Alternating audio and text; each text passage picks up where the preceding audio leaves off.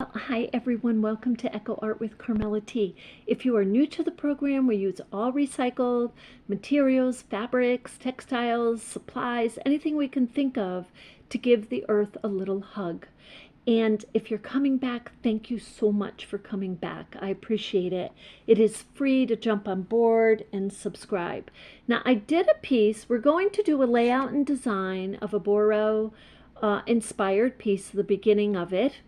And with the idea of it to be kind of like a table mat, you know, a little centerpiece for the table. So I'm going to put the camera down so you can get, for those of you who are not familiar with the Boro inspired technique and, you know, what it ends up looking like, I'm going to give you a sample right here, and then we're going to piece one together. So this is one that I just finished, and let's see. Yeah, I guess you can see it pretty good right there. And now when it is actually sewn, and I have all these sewn in place, then I can hold it up and talk to you about it in more detail. But for this afternoon, because I'm making multiple ones of these, I'm going to put a piece, this is scrap fabric, and it's about 17.5 by 17.5. Now your fabric can be whatever size you want. You want it to be 10 by 10, 12 by 12, or bigger, or whatever you want. And with Boro designs, we can do isolated designs on a piece of fabric, or we can cover the fabric like we did here. And we'll do a design where we're covering the fabric. So I'm going to put this like that. And it doesn't take long at all. And the fabric pieces are typically around 5 by 4. You know, so they're smaller.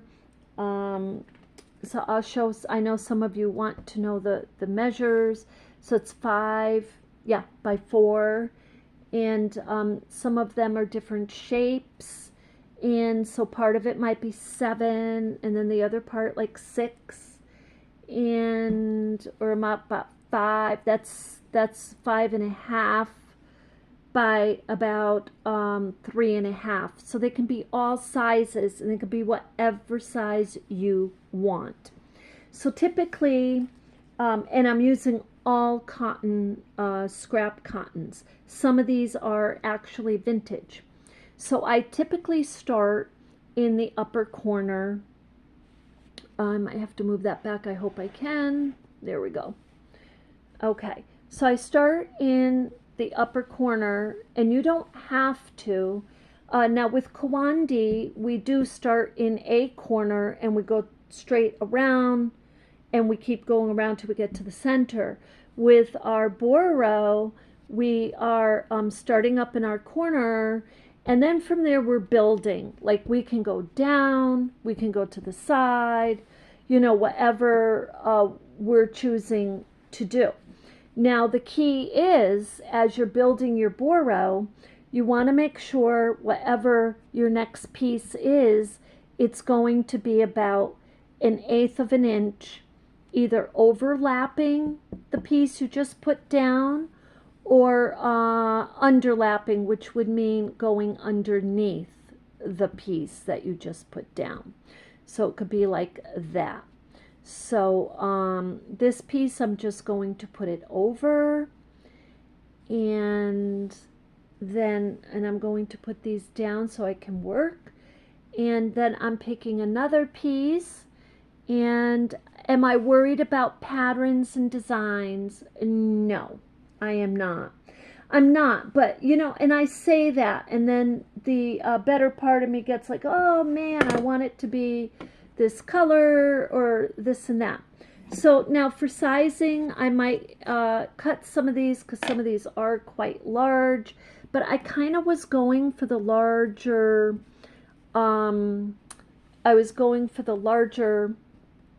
sizes, because I was thinking I was only going to use a few of these in size. So now this one, I'm going to put that back just a tiny bit more. This one, I want to bring this over a tiny bit.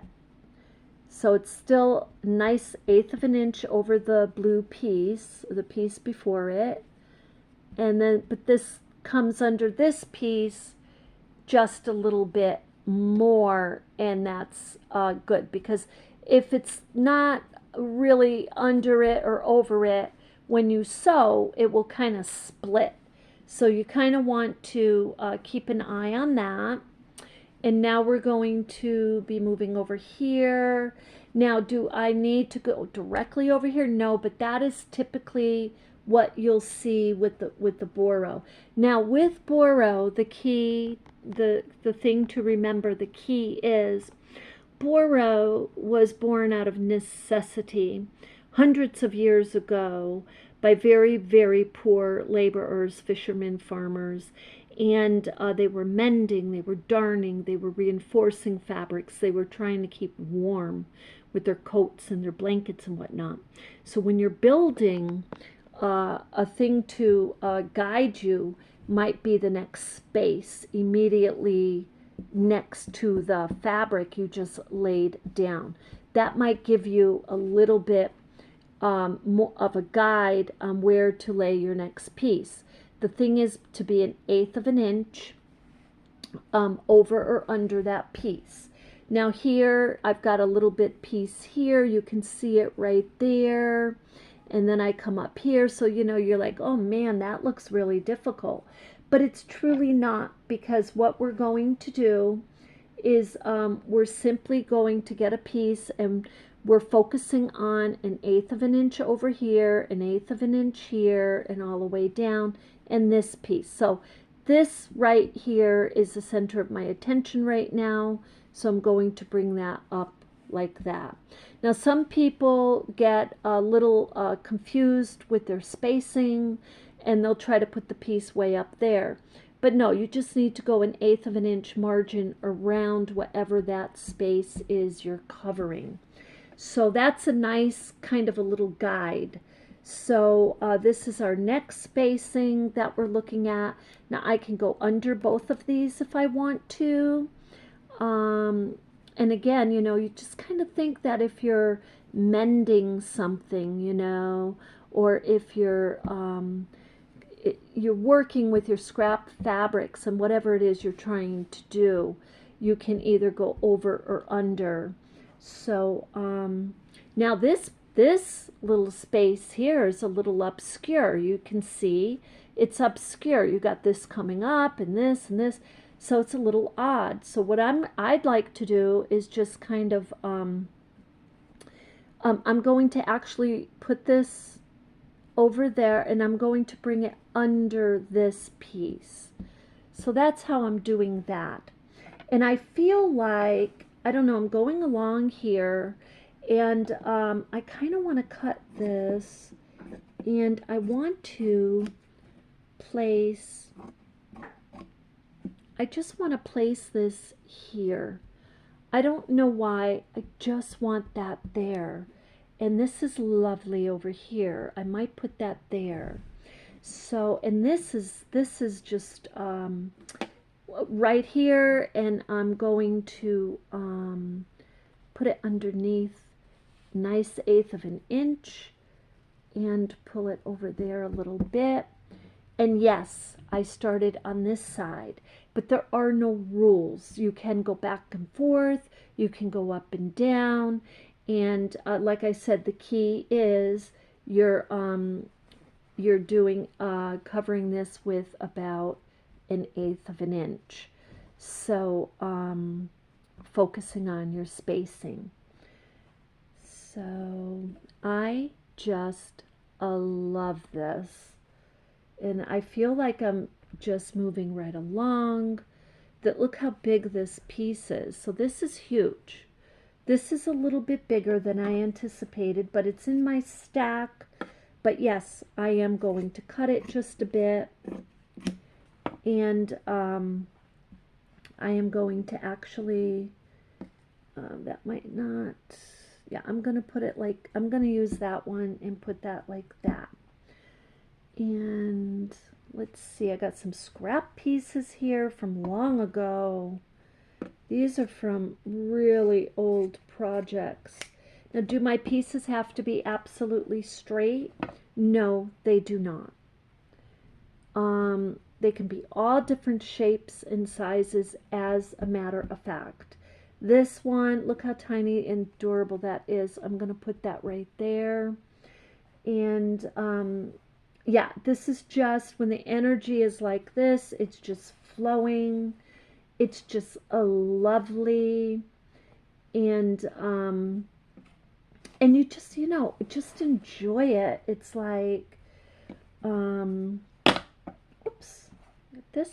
So now it's funny because I noticed these things myself. Like I started out from the left to the right, and then I ended up going from the right to the left. So I don't even know what that's about. But your subconscious really does kick in with these projects. There's absolutely no doubt about it.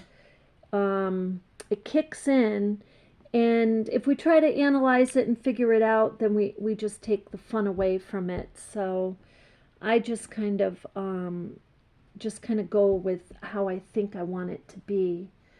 And let's see here. Okay, so now this right here, I'm going to move this over so you can see. Right here is, there's a space. So I can either get a piece to fit in there, or I can use a larger piece to cover that and this. And I think what I'd like to do, I have a nice scrap piece here. This goes from long ago. I'm going to cut just a little bit of this out and use it to cover that space. That's what I'm going to do. And that will be just lovely. So I do want that to be a little bit smaller. And these smaller pieces I hold on to because, look, these pieces like this can be used when I make bracelets or when I make my little purses. Those smaller pieces can be used. So, and that's why I save them, and I really do use them. I mean, they're lovely. Let's see here. Now, if I put this one like that, I have a little space here. So I want to cover it up 1/8 of an inch, 1/8 of an inch, 1/8 of an inch on each of those sides. And I just had this piece, and that has a seam in the middle of it. Oh, I got another piece here that might work just a tiny bit better. The seam is like okay, but it's up to you if you want it or you don't want it. So this one I'm going to put like that, and now it comes almost down there, but the main thing is it covers the immediate space after this piece and on the bottom of this piece and this piece. You want to cover your immediate spaces and making sure each of your fabrics are overlapping. So that's kind of your little guide. And let's see, and I got some more here. They're kind of sticking together there a little bit. I'm going to put that right there. That is a lovely. Put that right there. And let's see, I haven't seen that piece in a while, actually. And as you're going along, if you get the feeling like you want to, let's say, add a tiny, like I did here, your tiny little stacking in Kawandi, that's called Tekeli. I think that's how you say it, or Tekili, something like that.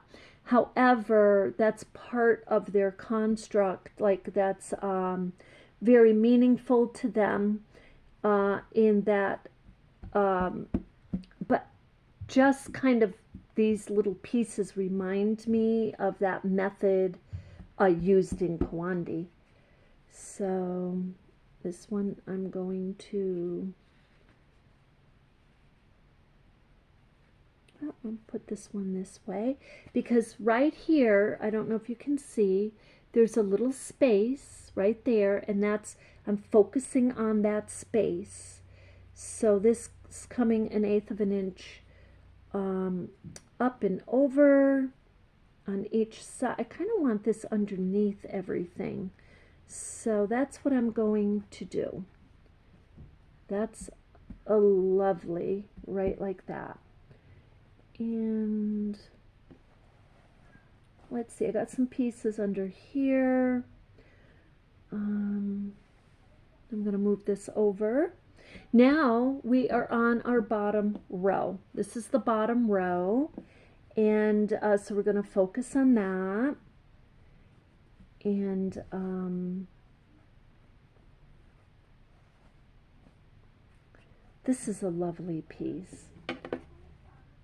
So I'm going to actually cut this piece a little bit, not too much, but just a little bit, so I can fit it onto my bottom row. And I'm going to actually put that underneath that piece. So I did a little underlapping there. And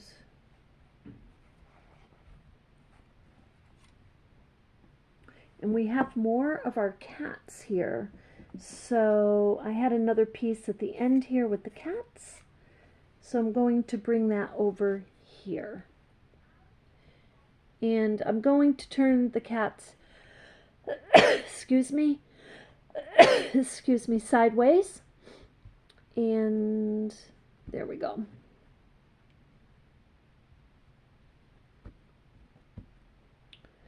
Okay, that's lovely. Now we have all of this here. So here are the cats right there. And I turned them sideways, so the design is going sideways. And now I'm going to focus on this. And let's see.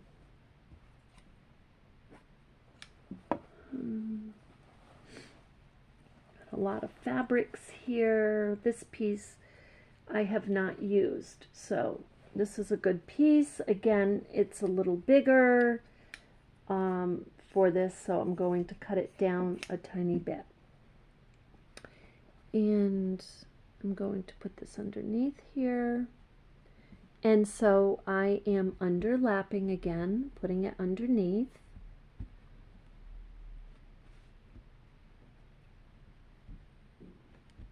And now I have one space left. And you see that this did not take long. And it just kind of felt like the whole thing was just flowing straight along. And now I have a little heart here too that I really would love to place on here. And little hearts seem to be kind of a little signature that I like to use. I'm losing my scissors here. So this piece I'm going to cut also. And I'm going to